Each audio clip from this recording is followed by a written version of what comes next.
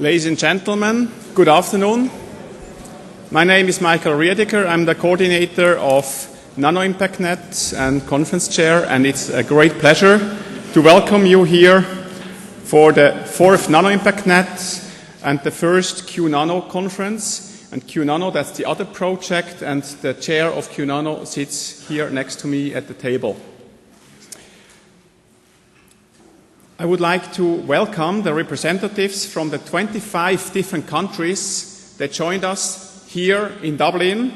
A special welcome goes to the new participants from Albania, Kazakhstan and Singapore that are for the first time representatives of those countries here at one NanoImpactNet conference. I would like to welcome also the representatives of the 18 different companies that come here, the governmental research and regulatory agencies from, in alphabetical order, Belgium, Denmark, Finland, France, Germany, Ireland, Italy, Poland, Singapore and the UK, and the representatives from the European Commission, JRC and ECHA, and last but not least, to the two opening speakers from France, Françoise Roux, and from Germany, Wolf-Michael Kartenhusen. We will hear them later. We are here in Dublin. That's a novelty for NanoImpactNet, where we had the first 3 events. And so far, it's just wonderful, excellent food, wonderful ground staff. So already now a thank you for the organizers, for the local hosts. And I start with a look back on the past 4 years of NanoImpactNet. The start of NanoImpactNet was a discussion that I had with 3 experts in the field that knew from another activity in Europe, from a so-called cost action, where we were dealing with ambient particles. And we saw this emergence of discussions on nanomaterials. And we wondered, where is the coordination, where is the discussion between European researchers going on? Are there any conferences, workshops? Who's organizing this? And then we decided, let's make a nano health net to discuss how we can collaborate in nano research related to health. Well, we started these discussions, and about a year later, 2006, the EC made a call for networking in the field of health, safety and environment. And we were quite positively pleased when we realized that about half of the call text was one-to-one copy from our arguments why we need such a network. Anyway, about 2 years after the call was published, we started and had our first project meeting shortly after with a kickoff, and 1 year later, our first conference. In 2008, it was a small network. 24 institutes already participated, and we had in total 80 institutes from 25 countries that participated. So it was a small but already quite important nucleus.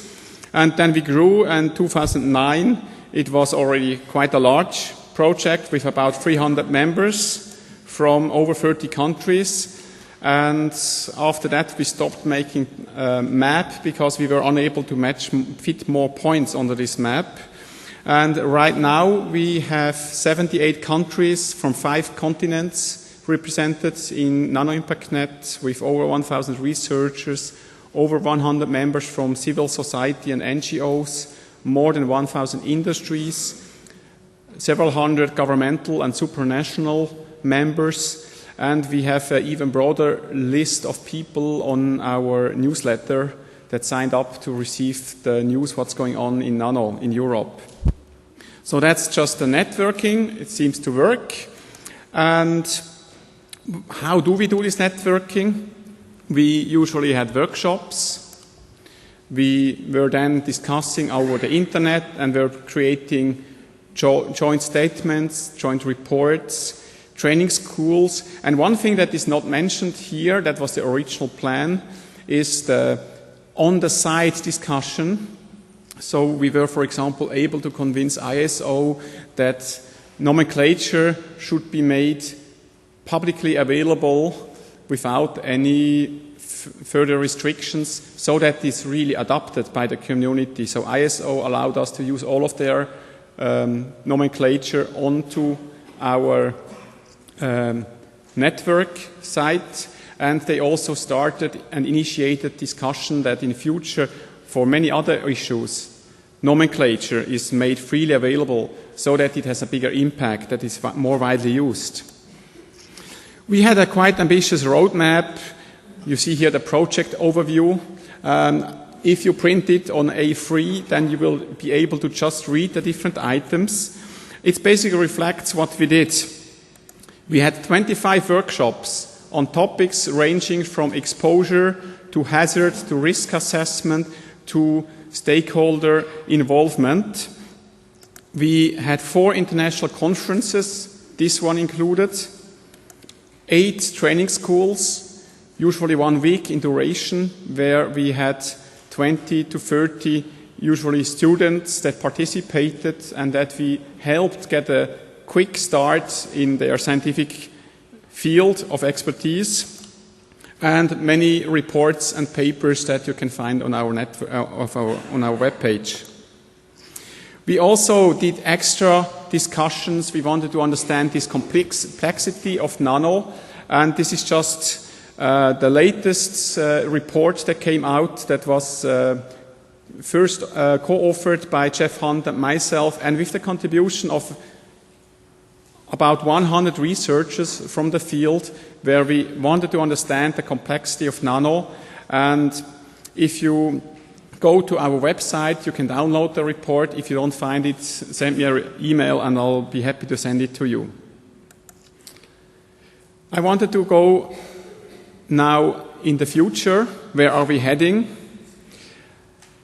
NanoImpactNet is going to end the funding from the European Commission, but that doesn't mean that NanoImpactNet as a network is ending.